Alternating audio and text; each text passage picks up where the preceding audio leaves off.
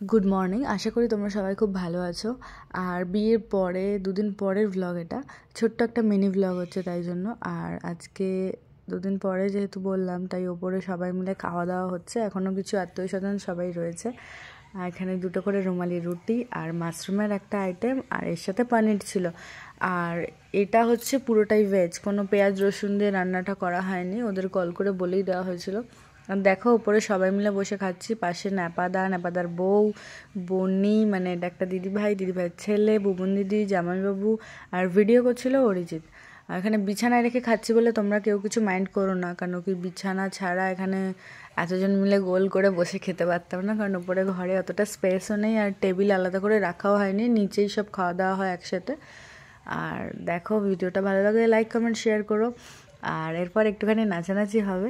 দিদিভাই আজকে বাড়ি চলে গেছে। এখান থেকে ভিডিওটা শেষ করছি, ভালো লাগলে তোমরা জানিও। আরও ছোটো ছোটো মিনি ব্লগ আসছে।